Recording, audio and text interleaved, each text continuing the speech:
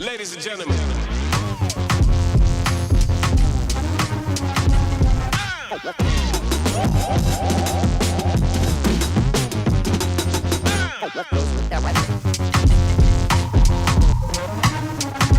Everyone, welcome back to the podcast, A Lion Among the Sheep. Um, it's great to be back here today. Beautiful, chilly day in South Florida, but it's sunny out, and that's all we can ask for. Coach Jamie's with me. How are you, Coach? Hey, I'm doing fantastic, Scott. Good to see you again. Good to How's see you. everything going on your end? Things are going well. Happy, I know you. How was your Thanksgiving last week? Last time we did a podcast was on Thanksgiving Day. I know. We were excited to watch Miami didn't win the game, but we were excited to watch a little Yeah. football and eat a good, healthy turkey meal. How was your Thanksgiving, my friend? Hey, buddy, it was great, man. Anytime you can be with family and friends and you have good experiences, just sharing stories and watching football, of course, although the Dolphins didn't prevail. And we kind of talked about that, how difficult it is for teams that play in a warm environment to go Yes. play Play in up in Green Bay. places Yeah, that's like Green Bay and Buffalo. So tough game. okay. But overall, man, I had a great holiday, man. How about you? It was nice. It was nice, relaxing. I was excited though. Listen, the Hurricanes lost to my alma mater, Syracuse, and but I have a mixed emotions. I was hoping the Hurricanes would get to the Right, national champion and be able to play. Being down here, I'm a big K. right, I become a big Canes fan. I'm right, the war. I love the quarterback. I love the system. And I was a right. little. I was rooting for both teams, but it was a hell of a game. It was a It hell of a was. game, high scoring game. So it was just. But it was good. It was great. Thanksgiving is one of my favorite holidays, and sharing with friends and family, and just stories and stories and stories. And you know what? We talk, Jimmy. You and I were talking about this. How Thanksgiving brings people closer together. It brings people closer together, and it opens up the time to have us have very deep and meaningful conversations. And lately, I've been having conversations with people, and it's kind of upsetting to, in some respects, how people, unfortunately, in this day and age, we tend to live isolated. We live in an isolated setting. Although we go to gyms, we go to church, and we go to other functions. It seems like we don't have that ability to share our true feelings. And this is, we're doing a lions among the sheep. Being a lion isn't just being a physically big guy, a hard ass, and being tough.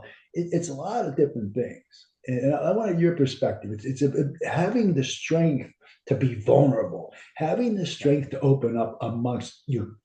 And there's a select few guys and I have a select few guys. And you're one of them. My friend Christian's one of them. And what's your outlook on that? Like, it's in society today where this is our social, interaction, our phones. Right. What do you Yeah. think about No, Scott, I think it's a great topic for several reasons. None being more important than what you said earlier about people living isolated and feeling as though no one cares or that no one understands. And I think during the pandemic, although we're a few years that's past us, but I think the repercussions are still very strong in our society overall. I think people got comfortable being isolated. If you were already isolated previously and now you fast forward, you develop a habit of getting used to that. But unfortunately, what happens when you're isolated, you don't have a sense of community, you become almost a victim of your own thinking because you it? Yeah, you don't have a tribe or you don't have a community to wrap their arms around you and say, hey, it's okay, or to share stories. I had a situation, I participate in a couple of different organizations and we were planning out for 2025. And one of the main topics that across the individuals there was, and how it ties in was people not being comfortable saying, hey, I'm not doing my best because of the fear of what their peers may say are people deciding, well, whoa, that person's got too much going on. Almost you feel almost like you become more isolated because if you do have that one person or two people, and whatever reason you need them the most, and they kind of not reject you, but maybe not understanding to really dig in with you and try to really Yeah. get the rooting problem. So I agree. It's a horrible thing that we're dealing with in our society, and I think it plays a real significant role on the challenges that we see more so mental health across the board. I mean, we're talking about men, women, and children, Children. Yeah. and everyone. So my thoughts on it, Scott, is the goal for us and we talk as men, but also, men as men, we talk with women, and we all should come together and be a sounding board and support each other. And I Yeah. couldn't think of a better topic than this one, particularly now during the holidays. Right. People begin to kind of become more isolated, particularly if you don't have a tribe or family around. Right. So no, Right. man, it's tough right now. But I think on a positive note, conversations that we're having and many people that are trying to bring more light on it and give people an outlet and know that hey, it's okay not to be okay, and that there are people that care. Don't allow yourself to trap yourself into believing that no one doesn't. Yeah, and I think men and women too, certain women and men, as a unfortunately, our society has made men has held men up to this standard where they've got to be strong, they got to be tough, they have to be stoic, don't show emotion, like the old John Wayne type, just go get it, go do it, and suck it up, buttercup. But unfortunately, that doesn't really build a solid foundation for empathy and not only empathy, but just being vulnerable. I went through a lot of bad times in my life. And which a lot of people have. I'm not trying to hold myself up there as anything special, but I lost my mother 25 years ago to pancreatic cancer. Um, and I did not know how to handle it because, I was a lawyer, I was a middle child, I was an athlete, I was a go to guy, I was a fixer of the family and really fixing a lot of people's problems. And when my Yeah. life started crumbling apart, Jamie, I didn't know. I didn't know. I didn't have the ability to go seek help because I always sucked it up and did it myself, despite and my world fell apart. I started drinking, I got some DUIs, and I started to really go down a path, but thank God. And I met this guy, Dr. Paul Friday. He's a chief psychologist up at University of Pittsburgh Medical Center in Pittsburgh. And I started to go counseling with him. And people are so ashamed like to go counseling. It's nothing bad. We all need someone. I had no Nothing one to bad. talk to. I got met him, great guy. We became good friends. And Absolutely. he talked about vulnerability, and men, we don't want to look like we're vulnerable because we want to be the tough guy. We want to be the strong guy. We want to be the aggressive type A. But you know what? And he taught me one amazing thing that I've taken forward the last 25 years. Being vulnerable, it's not a sign of weakness. It's a sign of strength. If you can open up to people, and you can't have Sure. a true relationship, and I like your thoughts on this. You can have a true relationship with your wife, with your friends, with your children, unless you're vulnerable and let them know. Sometimes we're scared. Sometimes we don't have the confidence. Sometimes we doubt. Yeah. What are your thoughts, Shane? Yeah. No, uh, so true, what you said about um, being vulnerable and like yourself, we've all had challenging times, disappointing experience in lives, relationships that we look Right? back on and we say, how did I get myself into that? And I think taking a look back, because I think it's important we learn from previous experience, but we shouldn't allow them to haunt us in a way that we can't go forward. But to your point, um, having things happen and then be to yourself and then feeling isolated, alone, um, not having anyone to reach out to, I believe that the one of the things that really bridges that gap or helps people is what you just said, Scott, and I take my hat off. It takes a lot to say experiences and share, but that's how we all get better. I've shared with you my shortcomings, things that have not gone the way that I would have liked and didn't get the Right. outcome. Went through difficult times, but finding a way to surround yourself when you're at your worst with the right people. Now, I will say this, in fairness to people who do become isolated, we live in a very interesting world Right. where sometimes being vulnerable can make you pray for people who are looking to take advantage of Right. people. Oh, right. Right. I believe that, and I say this so much that they're good people and they're bad people, but I think not everybody has the wherewithal to really know how to figure out who's good and who's bad, because I think we spend so much time on sometimes the things that really don't matter, that we don't think about how they treat their spouse or how they Yeah. treat their friends, or are they thoughtful? Do they call you? Do you always call them? I've seen it across the board in you and my in my in business as well as personal life, where Right. people don't have a sense of that. So I think that the real major problem is that people don't feel comfortable being vulnerable because the people that they go to themselves don't know how to be vulnerable or hide their own true feelings Right. and emotions. And so when you shut things off and you don't allow yourself, I think you miss a large part of the relationship. That's what brings people together, is having experiences that may not always go well, but getting through them. And Yeah. it's a bond you have with a person when you've been through something. You can look each other in the eye, and from a general, just being a genuine person, you help them and they helped you. And Right. that my thought on that is just it's really tough for people, for young people and for people in the middle.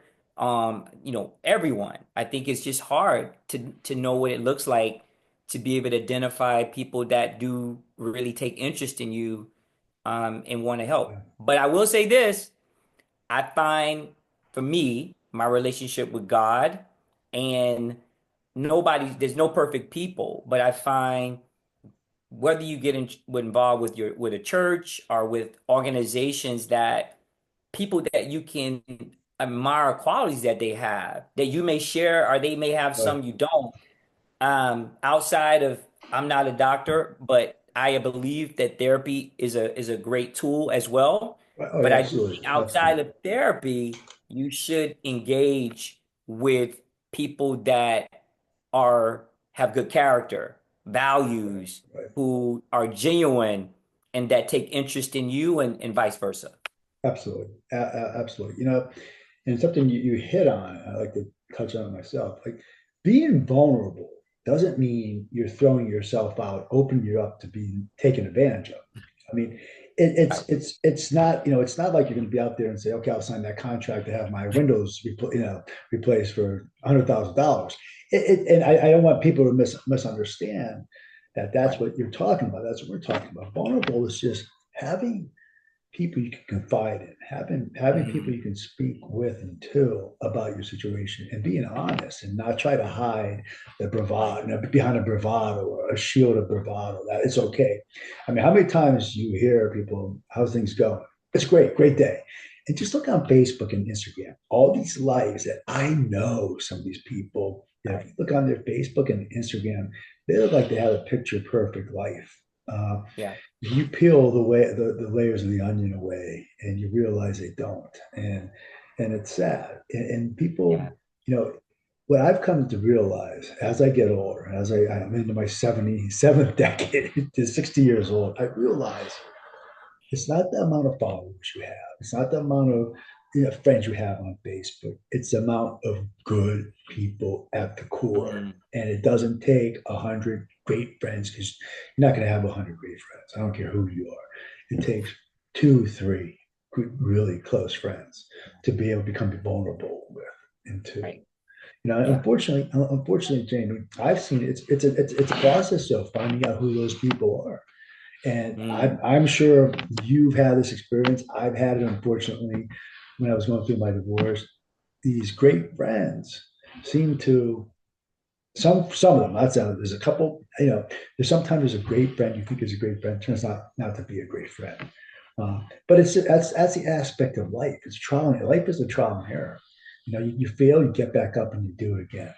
And I think people, and that's why I think scares people. And we talk about looking forward. We talk about you touched on this about the past. Don't let the past, in another podcast, don't let the past tie you down from achieving great things, soaring to new great heights. And I Yeah, think we have to realize the rear view, and I did this on a reel once on my Instagram. The rear view mirror is this big. Don't, and that's what it's this big because you don't want to forget what's in the past. You want to be able to see, but you want the windshield is huge because you want to be looking forward. So don't let our yeah, past failed relationships, and this is my right. opinion, Yeah, don't let our past failed situations carry over to how we pursue new relationships and new yeah, associations. And you're right, getting involved in a church or some great civic organization where you're volunteering, Homes for yeah, Humanity. There's so many great things that people of good character are involved. And I'm down here. You're very spiritual. You're a disciple of Jesus. I am too. Unfortunately, I've seen people who claim to be disciples who are in an authoritative position in church really hold themselves up. And I'm not saying they're false, but they're not what they present themselves. So you have to be mindful that you're going to fail.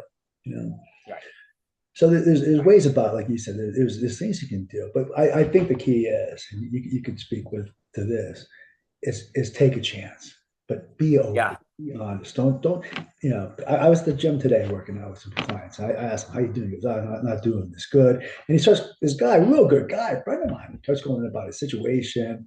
I'm like, we're gonna talk later because I don't train these people to talk. So I'm gonna, talk to touch base with them.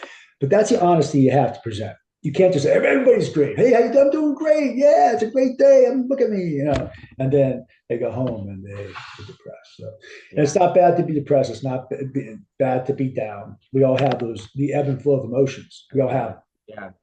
Yep, them. we do. No, I think you answered that and said that perfectly. None of us are perfect. We all have challenges, and it's true, as we both agree, getting involved with the right kind of people that have good character, who, um, and I'll say this, make sure that I think oftentimes people rush into relationships, any relationship. Yeah, And I yeah, think what should be important is to really take the time to get to know people. But I think what happens a lot, people, we talked about it, are searching and they want to be a part of something, and the right. first thing that appears, it it it kind of brings them in, and Yeah, without really having any reference point of who this person really is, how they operate,